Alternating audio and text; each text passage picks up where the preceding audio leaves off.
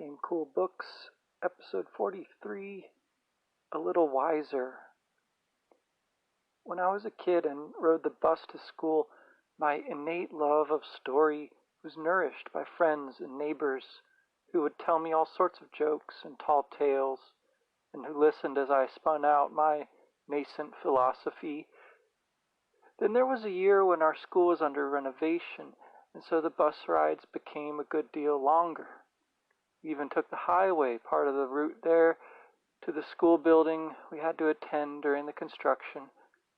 We augmented our normal pastimes with a car spotting game, where whoever saw a car first could call it, and the car was theirs. My impression is that Pullman must have had a similar fascination at some point with the aesthetic qualities of cars and their names, since he's used them not only for this chapter's title, the Rolls-Royce, but for another of his books, The White Mercedes, which was later reissued with the title The Butterfly Tattoo. And that's the version I just read recently for the very first time. There's some very interesting stuff in there about original sin as discussed by characters whose perspectives on it make their views a bit questionable, much as they seem to line up with what Pullman seems to be putting forward in his other works. But that'd be a story for another time. This chapter opens with a different sort of game, centering on a different sort of vehicle, a boat. And the boat, of course, gave him the title of his latest book, La Belle Sauvage. The narrative follows Lyra by herself for the first time in Cittàgazze, as she wonders about its eternal calm summer weather. She goes outside and finds 3 boys and a girl in a paddle boat race.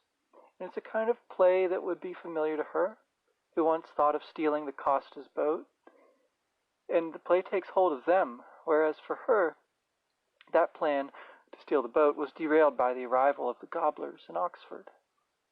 The kids crash, they're tipping over and splashing about, has the effect of the games in Bolvangar, to help them feel as if the fear of the night before never happened.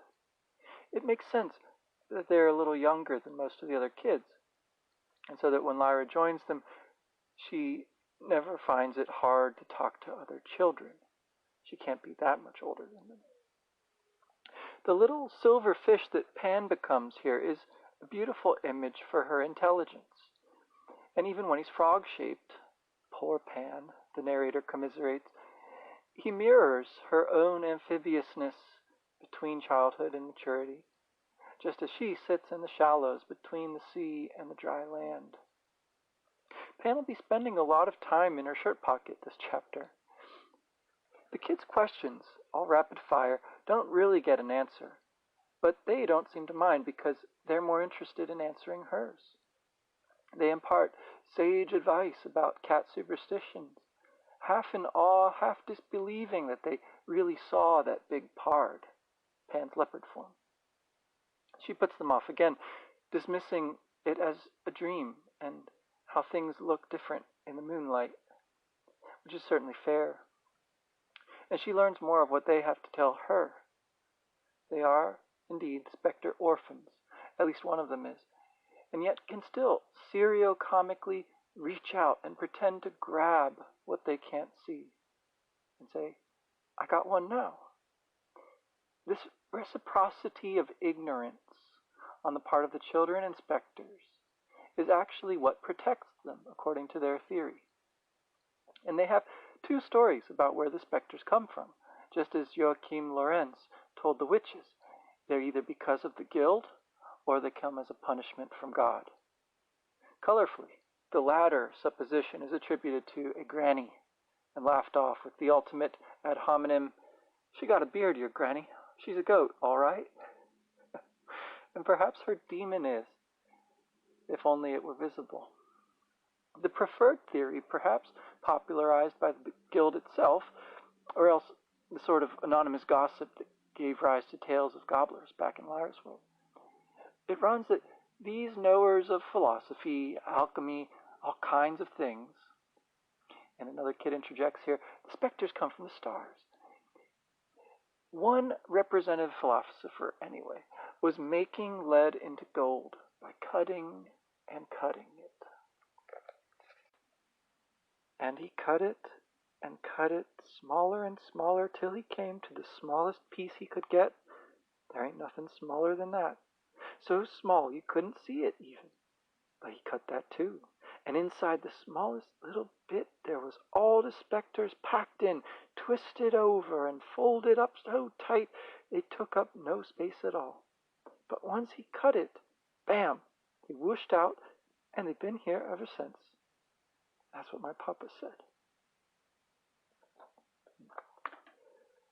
As Lyra presses on the here and now of the tower, they protest that the guild men ran away, that it's haunted, hence the cat. But they're inconsistent, saying next that the guild aren't afraid of the tower, that they're greedy and make the poor people do all the work, which has the ring of a received opinion. We'll see another, more personal example of this naive political sentiment rise up in Will's memory later in this chapter. And once more Lyra presses, is there no one in the tower? And then she knew liars, and they were lying. That rule of reciprocity should apply here too, but there's a disconcerting twist. It's her skill, not her ignorance, when it comes to lying, that helps her see through their lies, their attempts. So it might be policy rather than ignorance on the part of the specters not to attack the children before they come of age. But Lyra also puts this together with what she saw the night before, with Paolo also mentioning his brother Tullio before Angelica had hushed him. She doesn't tell the kids about this, of course, and she actually doesn't tell Will either because he's still asleep. She leaves him a note as he's got the cat curled up at the foot of the bed, and she heads for her appointment with Dr. Malone. The way she took led her through the little square they'd come to the night before, but it was empty now, and the sunlight dusted the front of the ancient tower and showed up the blurred carvings beside the doorway, human-like figures with folded wings, their features eroded by centuries of weather, but somehow in their stillness expressing power and compassion and intellectual force. Angels, said Pantalaimon, now a cricket on Lyra's shoulder. Maybe specters, Lyra said. No, they said this was something angely, he insisted. Bet that's angels. I notice the verb that's used of the sunlight there, dusted, surely significant. And Pan's knowledge of languages here comes out again, or his shrewd guess about them. It's like when he remembered about the meter part of the word alethiometer, when they first wondered about what that might mean. At the door, Lyra's fear is all that holds her back, and Pan's anxiety expressing it, and she heeds it this time, remembering what happened with the skulls in the crypt. So instead of going through this doorway, she makes her way through the window back to Will's world. There's more memories of her old Oxford here. She enjoyed arguing with the porter the day before, but having the trump card of knowing Dr. Malone takes some of the fun out of it. She pities him as he calls, and for having not a proper lodge but a counter as if it were a shop. That aristocratic bent of hers comes through, and her cliched condescension towards the porter here makes this one of Lyra's most unlikable moments in the whole series for me. How she's a demure, good little girl. A bit of symbol interpretation ensues, wherein Lyra is badly off her game. How are washrooms marked in her world? Dr. Malone's agitation, her questions, and that these police somehow know about Lyra visiting, she doesn't take as seriously as she did Pan's worries about the tower. She doesn't wonder how they knew she was there, and how they knew that but not her name. Instead, she is supremely sure of herself. I can lie. That's easy. And Dr. Malone falls into line, offering a satisfactory enough lie of her own about what they're doing in the washroom, but unable to hide Lyra if she doesn't think it's necessary. Sergeant Clifford's false smile, her nerve at treating the lab as if it were her own, irk Lyra rather than putting her on her guard. It's only when she's across from the other man, effectively trapped in the room, that she begins having second thoughts.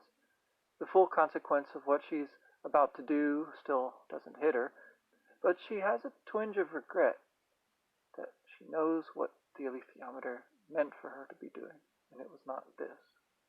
So, it's not so much what she is doing as what she's not doing as a result that leads to this misgiving of hers. The reader is put on alert by the detail of the man's white eyebrows. Neither of them is a scholar, indeed. And Inspector Walters, if that is his real name, asks his questions, nothing difficult, and yet it's far from her talk with the kids that morning. Pan, still a cricket, has to be thought to keep still. It's one of the most overt bits of telepathy that we've seen so far. The question that this inspector asks is the same as the one that the children first asked, and yet because of his adult power of concentrated attention, when he asks where Lyra's from, it's much more dangerous, she knows. Now, careful as she's trying to be, she gives what might actually be the worst possible answer, because the only other place she knows the name of in this world is Will's hometown, Winchester. And just as he'd worried, Lyra's bruises do come in for comment now. In school, the glory of her existence has been that she has never had to go to one. But where she goes to school is his next question, and shouldn't he be there now? And suddenly she feels uneasy, when she'd always been so adept at lying before.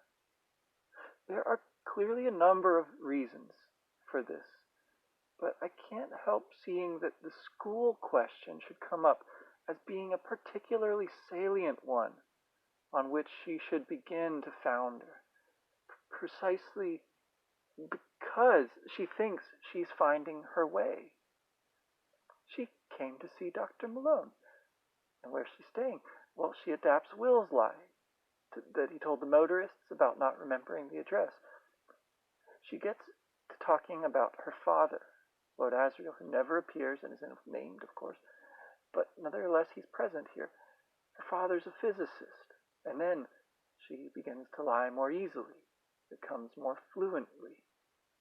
But her very next words betray her own strangeness, as she calls the computer, oh yes, that engine with the screen. Some things are universal, of course. The question about what she wants to be when she grows up gets the blank stare it deserves, we're told, sententiously by the narrator. But her questioners are not disconcerted. They just keep her talking.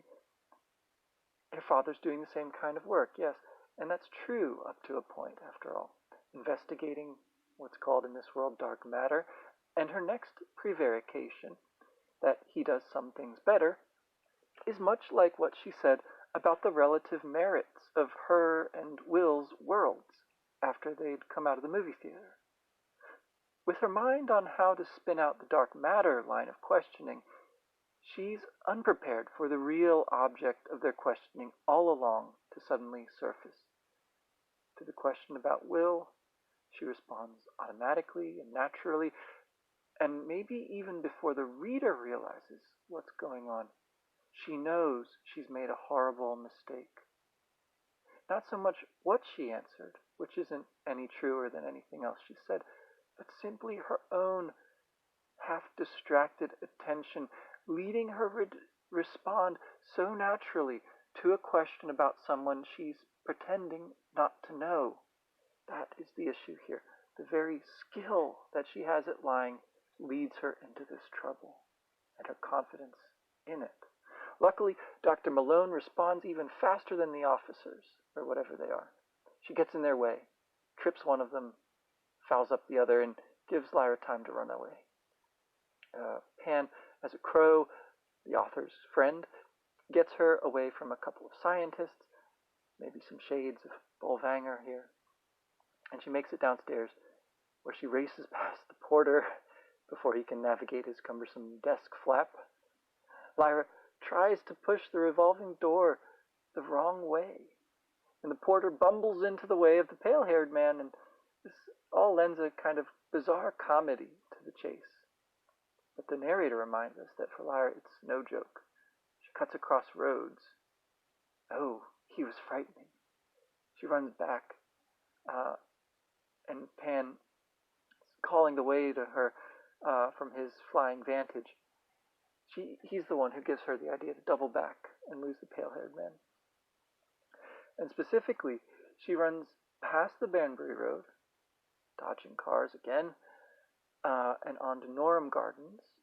That's where she goes to ground, in the privet hedge. The one good thing being Dr. Malone's help. Now she knows she can trust her, that she didn't betray them, but is on their side. And as they had resolved, she and Pan at the Northern Lights, they should have been more careful. They should not have come. Pan tells her to look out once more, but by then the car with its passenger she recognizes is already there. And despite Pan's nip, she gets in. There's no suggestion that she even suspects that Sir Charles might have been in cahoots with the police, or whoever they were. They drive up Summertown. Maybe its name was the inspiration for Cittàgazzi's weather, or at least for the general direction of where the window's to be found. And she revels in the smooth and soft and powerful car. Though the smell of the old man's cologne was strong in the enclosed space.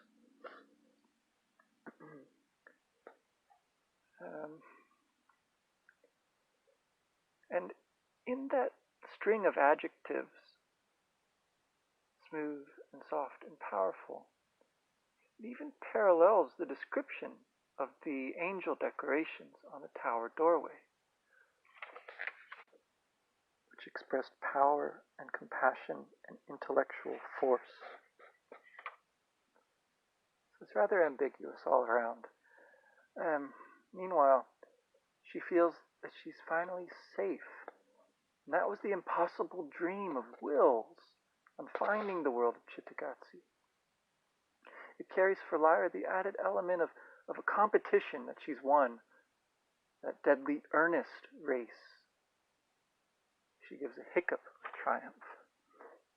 The old man is continuing their conversation from the museum the day before, which even then she wasn't particularly interested in. He's telling her about some anthropologist friend who found more of the skulls that she was looking at. Neanderthal, you know. And she feigns interest, though she had no idea what he was talking about. She does tune in when he asks her about her friend. And then she uses the sort of evasive pronouns that Lee Scoresby appealed to with the Skraeling. Oh, she's very well. Lyra reverts to her lie about a physicist, but this time she knows she's not quite in control, since saying she now has actually implicated Mary Malone rather closely. In this world, it was harder to tell lies than she thought. And something else was nagging at her. This old man was familiar in some long-lost way, and she just couldn't place it.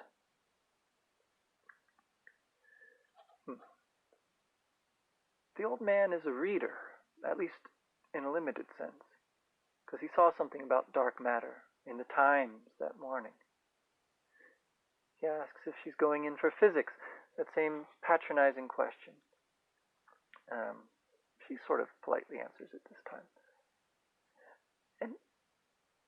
questioning leads up not to the acquisition of information, but to something more concrete that he stands to gain by distracting and keeping Lyra off her balance, as she has to climb past him awkwardly, trying to avoid touching him, nice as he was, and then he passes her the rucksack. So whatever feeling she'd had about the pale-haired man that she'd wanted to read the alethiometer about, and so maybe at one stage he was going to be a recurring villain or something like the big bad albino of the Sally Lockhart books. The mention of the alethiometer itself at this little cliffhanger in the midst of the chapter is what becomes most salient here.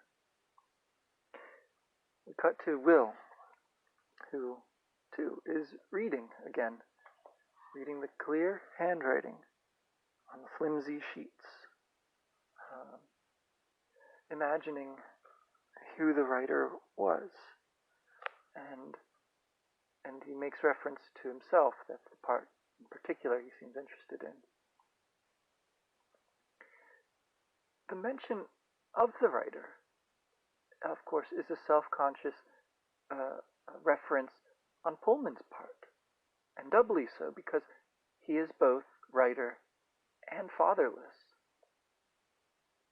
And as if coming alive off the page we are reading, then arriving while Will is reading are Pan and Lyra sobbing with rage. That rage is repeatedly linked with murderous intent towards its object, and connected too with a particular agent who is to be responsible for that murder. She says, kill him, I want him dead. I wish Yorick was here. Oh, Will, I done wrong. I'm so sorry. Behind the rage, then, is a terrible guilt, surely bound up with Lyra's earlier betrayal of Roger, which foreshadowed her imagined betrayal of Yorick before he ultimately prevailed in his fight against Yofor. And as we'll see, that betrayal of Roger ultimately prefigures a still greater, if also temporary, betrayal on the shores of the world of the dead. In short, I done such wrong things this morning. Oh,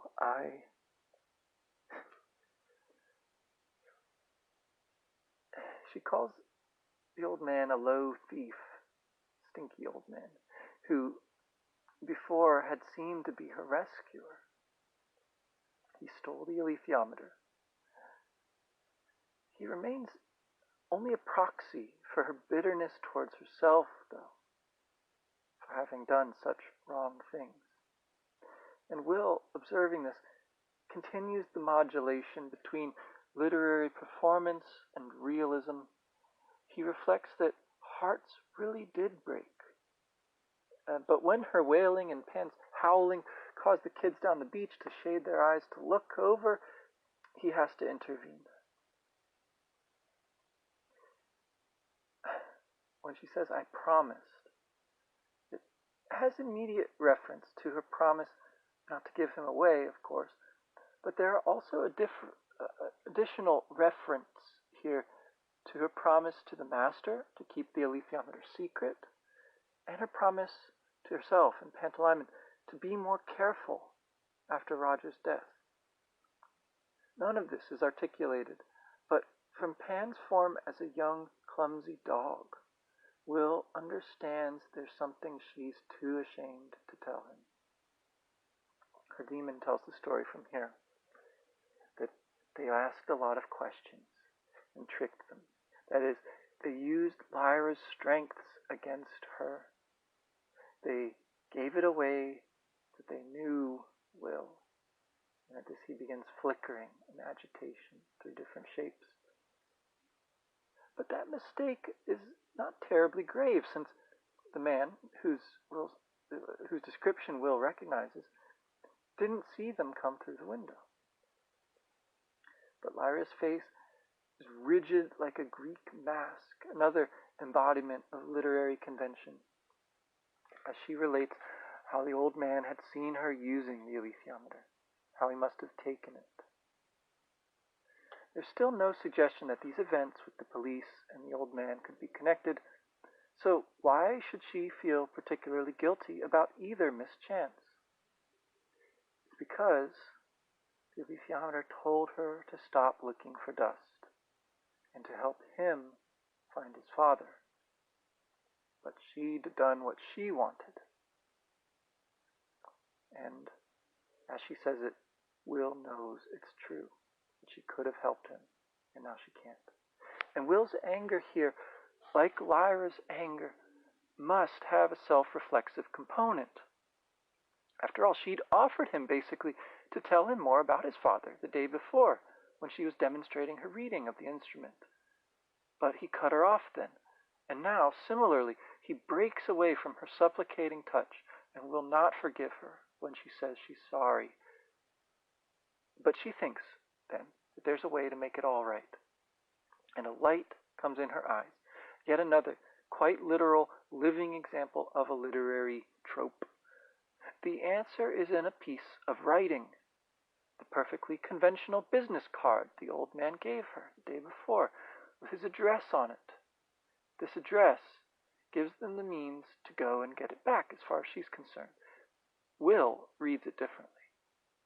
He's a sir, a knight, whereas Will is a fugitive.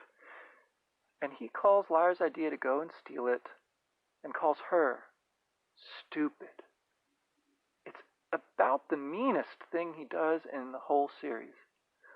After all, she can only see it in the light of her own and not insignificant experience. She compares him unfavorably now to Yorick, but then immediately recognizes the bare boy in Will. She quailed, just as she would have quailed if the bear had been looking at her that way. There's something akin in the two of them. To Will's litany of burglar alarms, locks, and lights, her response is simple. I couldn't know that. The admission is not normal with her, but just as much as not going in the doorway of the Torre degli Angeli earlier, this admission is an indication of her growing wisdom. Will spells out his own fears with reference to his own experience. He says, think of hiding something in a whole house, just as the men at Will's house had many opportunities to search and still never found it. And Sir Charles's house is bound to be much bigger with more places to hide. Defeated, Lyra hangs her head. But even in submitting to the necessity, she points the way forward, asking, what are we going to do? And Will is struck by that pronoun, we. He was bound to her now, whether he liked it or not. Her trust in him carries a responsibility to her on his part, even if, perhaps especially, now that she has betrayed his trust and owned up to it. He agrees that they better just go there. Setting aside Mary Malone's help for now, as he assumes that she's bound to believe a sir rather than the two children, he's prudent as ever. He hides the letters, his own most precious possession, hides them under the mattress. And Lyra, meanwhile, is already recovering her cheer. We're going to get it back all right, she said. I can feel it.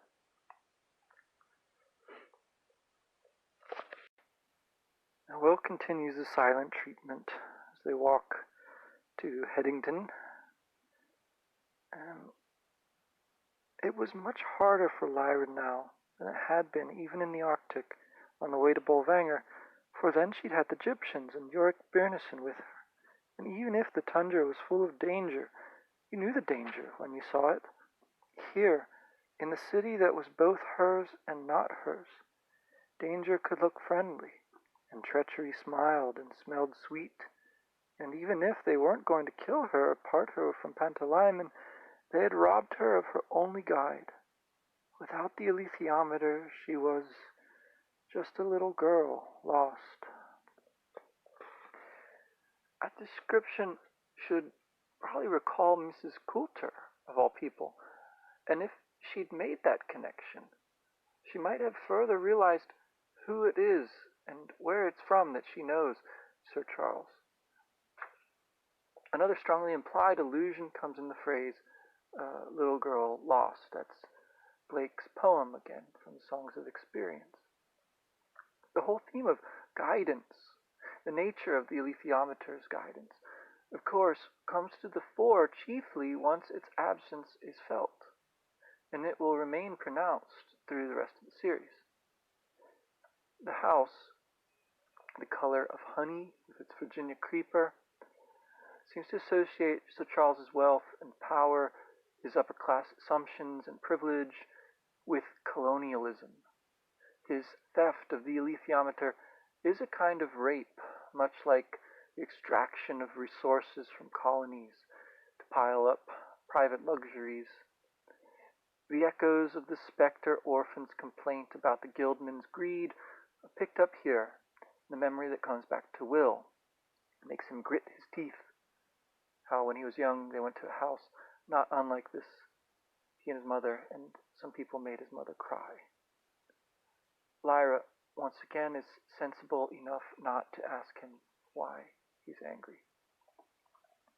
Though nobly born herself, she's always conscious of the prerogatives of that, but she's clearly distinguished from the sort of greed and snobbishness that's represented in Sir Charles and in the old lady at the party. Her particular knowledge actually comes in handy in a small way here, as she knows how to use the old-fashioned bell pull. They're like in her world, and that's another little clue, but a much bigger one is about to come. Now, Will's jaw jutting is a recurring detail, clearly connoting his strength of will, but there's also a class connotation involved there that's crystallized in the old word prognathus, which used to be wielded with racial, biological determinist, and phrenological overtones. As we see, Will is much more than just stubborn. He's planning their heist, beginning with the front door, which he knows no sensible burglar would go through anyway. But he notices that it's got an alarm displayed, and there's spotlights at each corner of the house. Again, we get that word disconcerting, now describing Sir Charles's calmness. He is not ashamed, and this sharply distinguishes him as an adult from them as adolescents. And when he uses her real name, it's Will's turn to curse himself for forgetting. Though to her credit, Lyra never reproaches him with it. He falls back on the by now transparent lie of their siblinghood. But for some reason, Sir Charles invites them in. The hall, dim, smelling of beeswax and flowers, with its porcelain figures, is like a combination of the interior that Lyra glimpsed of the Tory and the decorations back at Mrs. Coulter's flat. In the study, the blend of courtesy and guardedness is heightened by the comfortable yet unsettling surroundings, this jumble of books, pictures, trophies, antiques, all of dubious provenance and rite. It's clear, though, why he wanted the alethiometer. Unmoved by either Lyra's accusation or Will's more modest suggestion that she might have left it in the car, Sir Charles flourishes the golden splendor of the alethiometer, only to lock it in the glass cabinet and pocket the key, close enough to touch, yet impossible to access. He ratchets up the cruelty here with his bald-faced lies. That the alethiometer is not Lyra's, and that he's doing this, he doesn't say it, but his face does, doing this all for her own good. Much like the attitude assumed by Mrs. Coulter in her tete-a-tete with Lyra and Bolvangar. When Will protests, Sir Charles stands on the letter of the law. They have to prove that it's theirs. He doesn't have to prove anything because his possession of the instrument means people will assume it to be his, let alone the fact that he, like Pullman, by the way, is a Sir, a CBE. Now, twisting their words, he calls Lyra dishonest because she gave him a false name, which presumably he knew all along was fake. He says they'll have no hope of convincing anyone, or by the time they do, he'll have, well, maybe this comes a bit later, never mind. He threatens to call the police, and even with Pan a snarling wildcat, he hardly flinches, and of course he doesn't call anyone. The worst insult Lyra can come up with is that he is worse than her mother. That he should die, but mainly because he's not worth leaving alive. And then her words finally run out, and she spits full in his face, like the cat. Now, Will, meanwhile, looks around, memorizing everything he can. This is like what Rudoscati did when she went through the invisible boundary, high, high in the air with the angels. More insults, calls her a filthy brat. Tears are shaken out by her anger. And the conflict is de-escalated after that outburst. Once more, they're left puzzled. What was he playing at? And then a slight fissure appears in Sir Charles's self-control. It's so minor, Will thought he imagined it. This emerald head of a snake peeking out past his snowy shirt cuffs. Now, Will's shock is apparently not noticed. He manages to see this without being seen. There's really no choice. A patently wishful thinking on Sir Charles's part. But he says, and he calls himself a collector. This indicates, I think, that our supplementary reading for this chapter should probably be Pullman's short story, The Collectors, which was originally released in such a way as to ensure that its only readers, or rather listeners, would be devoted collectors themselves. So I've got a link to that in the description for this episode. Now, like the white Mercedes slash butterfly tattoo and like the Sally Lockhart books, I don't think, and I can't imagine, that there's much scholarship yet out there about this short story, The Collectors. But there is, of course, a lot of interesting stuff in there about these favorite themes of Pullman's, about whether people have a choice, about art and beauty and storytelling, and of course about the mysterious process by which the truth might be arrived at in these matters. I think it's kind of interesting here too that Sir Charles threatens to apply writing in a tyrannical way, that he can forge documents, though he doesn't admit to forging them. He can get documents that will prove his claim to the alethiometer. But, as he says, there is something he wants even more. And so he proposes a trade. In the same moment, he seems to comprehend a little, for the first time, what it is he's offering to trade away. The alethiometer, those emblems, the word truth as the meaning for aletheia. But his mind has been long made up, it seems. He knows they know about a doorway to another world, a world with no grown-ups in it. And he knows that there's a man there who has made that window, that he's got a knife, that he's hiding. If he's where he thinks he is, he's very afraid with good reason, in this old stone tower with angels around the doorway. Once more, transparently false, he says that he's a man of his word. And with that, the chapter ends.